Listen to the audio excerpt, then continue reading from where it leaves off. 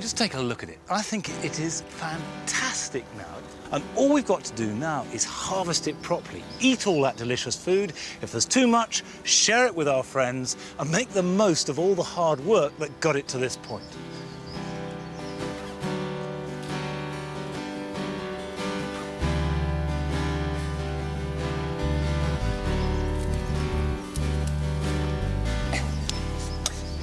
It doesn't matter how carefully you look for the potatoes.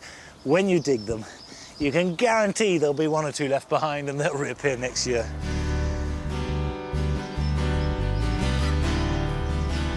Last year, I had all sorts of problems with my cabbages. If it wasn't the pigeons, it was the cabbage white butterflies.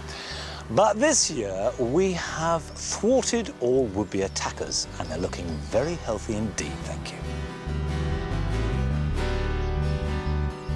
These onions and shallots are now ready for harvesting, and if I leave these here, they'll simply rot. They don't want to be wet. So I'm going to lift all these today, and they're a really good crop. I'm very pleased with these, all grown from sets. Well, you may have trouble getting one of these asparagus cutters. They're very nice and good, but I have to say that for years I've used one of these. This is just a curved pruning knife, and they do make perfect tools for getting asparagus. You just slot it in underneath the soil, and because it's curved, you just give a little pull, sharp, and up it comes, a nice sawn off edge. And of course, you've got to cut underneath the soil to get that lovely white end. We've only got two, won't make us a big meal, but fantastic taste. There we are, our first Berryfields asparagus. Now these courgettes were planted to replace our overwintering onions, and you can see they've grown brilliantly.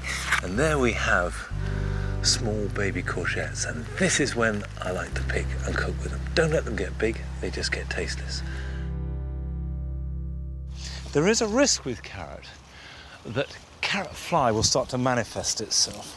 I've got one here that's called Yellowstone, slight bit of bronzing, which can indicate carrot fly problems, but the carrot itself is looking fine. And if I just double check, when you open it up, sometimes you find a carrot riddled with little tunnels, which is a giveaway sign. Now, if you leave those in the ground, they'll just get worse. So either eat them up quickly or consider digging them to store them. But if I cut that open like that, no sign in there at all, it's fine. Absolutely perfectly okay. Chard is one of my favourite vegetables, but too few people grow it, which is a real shame because there's an awful lot you can do with it. If you just take one stem like that, you can see that it looks a bit like rhubarb with a long stem. And you can either cook it simply by stripping the leaves off, lovely glossy crinkly leaves, and cooking that like spinach. Or you can use the stem, just take off the end bit there. And that stem, if you cut up and just braise or boil lightly, you can serve it with a light sauce. It's really good with fish and has a very subtle taste and a nice crunchy texture. It's a really good vegetable. Now, peas are definitely coming to the end of their season. And of course, what we love about peas, let's just pick one and show it, are these lovely tender green peas. There they are. That's the best thing to get now because they will be disappearing. They'll rapidly be going over. Lovely, really good.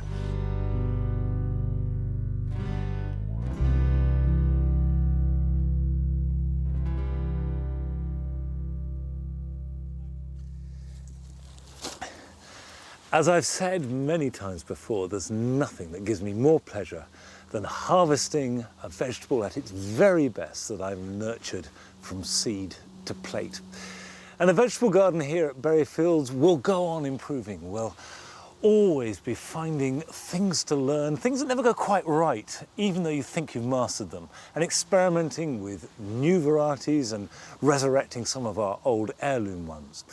And also the container garden that we started in the spring of 2005 will certainly continue. That was an experiment to show that even if you had a very small garden, or perhaps just a window box, you could still grow some fresh, delicious vegetables and experience that unique flavour that you just can't seem to be able to buy. And in the future, I want to try some more exotic and rare varieties of vegetables that you can't get hold of, or if you can, cost a fortune.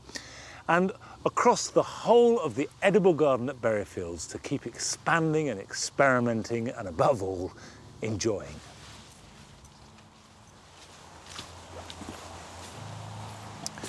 Of course, as well as all the hard work that goes into making the gardens, there's a huge amount of work that goes into making the programme each week. And whilst you're used to seeing just myself, or Carol, Joe or Sarah speaking to you, in fact, there are many, many people involved in the production. And every Thursday and Friday, Berryfields is turned into a film set.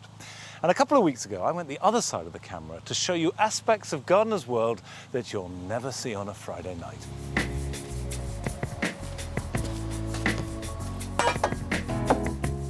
Now, I have to be quiet because they're filming Carol in the Alpine Garden. And sound is actually the most destructive thing to filming. It's the one thing that can mess up a take more than anything else. And everybody gets very cross.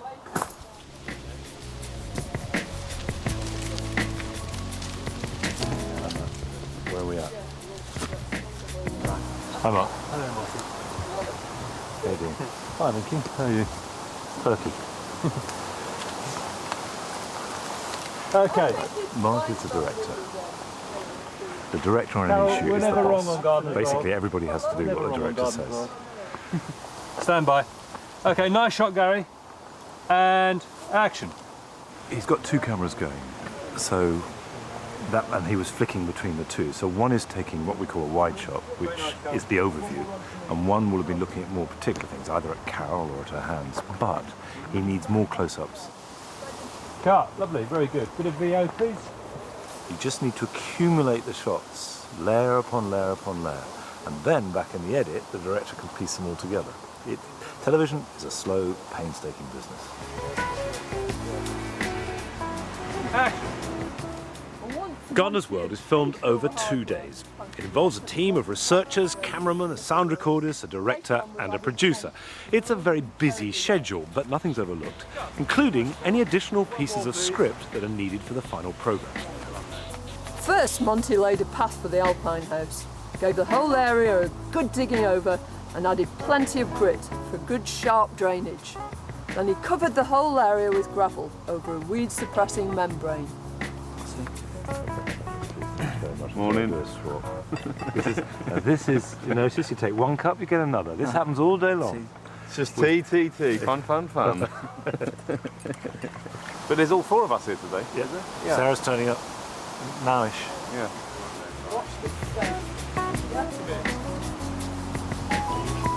That's it. Lovely. Here we go. Stand by. We're recording.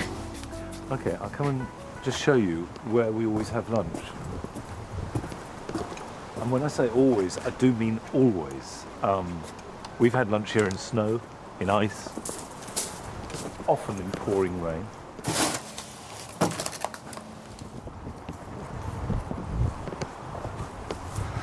There you are, you see? It's all glamour in television.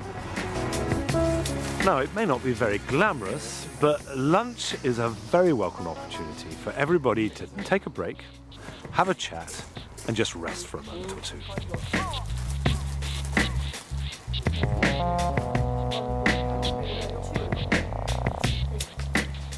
But it's quickly over, and then it's back to work for everyone. And set, action.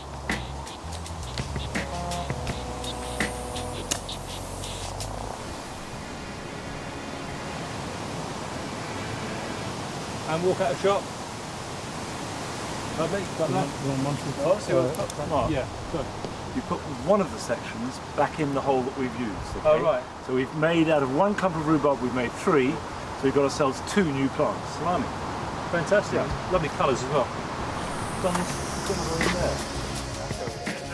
Okay, here we are. What's happening now is that we're coming to the close, and the close is always a set piece.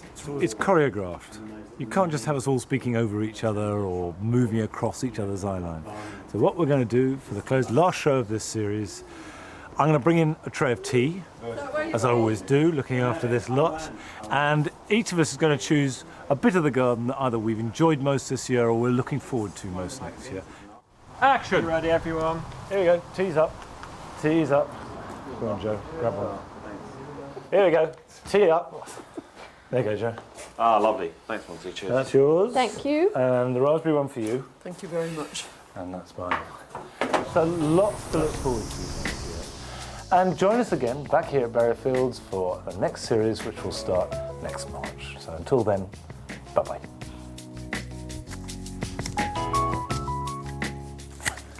You can see that filming is a busy process, quite chaotic at times. And then on the Monday and Tuesday of the following week, that chaos has to be ordered into the programme that you see on a Friday night through the edit. And the final touches of the programme are made on the Thursday before transmission, when we add the weather, which go over the closing credits, and the odd line of voiceover. And then at 8:30 on a Friday night, exactly a week after we finish filming, you see Gardener's World. Now, hopefully it's as perfect as we can make it, and it may look as though we never make mistakes of any kind. Well, the truth is we're human, and sometimes we do.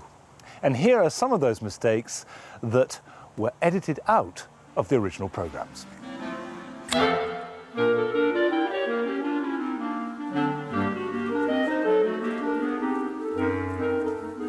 I've made this one slightly different. I've given it an angle. And I've also left it slightly... Health and safety, have you got this in a risk assessment? See, that's quite, for a tulip, that's quite a small bulb. Now, Acuminata has the most wonderful twizzle of flowers, yellow and red. They're like flames licking up. No, sorry about that, my phone went. Hello. And there you get the vibrancy and brightness of bright green, but the richness of, where's my bloody spade? This isn't the only kit you can get. There are all sorts of different ones. And this one, for instance, is for shiitake mushrooms, shiitake mushrooms even, but there we go, never mind. I'm adding a hellebore to the cottage garden, because although they look really good all together in the spring garden, I think you've got to have them in with the other cottage garden plants. And I particularly like these dark colours at this time of year. But... He ain't coming out, is he? There's one of these that you can buy from the garden centre that's specifically designed for the job. I know it's hard. And if you want to plant your own snot drops.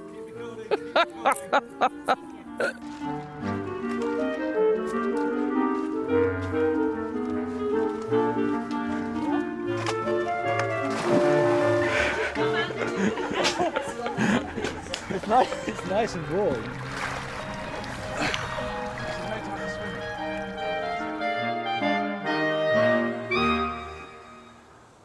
That wasn't my most dignified moment ever, but at least the water wasn't too cold. However, we did film it in the morning, which meant for the rest of the day I was constantly hiding a very damp bottom from the camera.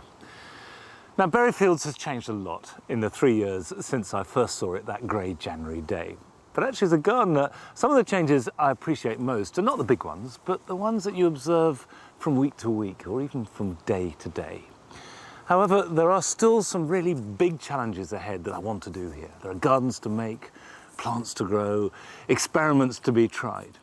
And although the last 3 years have been very rewarding, sometimes a bit tiring, but certainly I'll look back on them with huge pleasure for the rest of my life, it's the next 3 years that are the most exciting.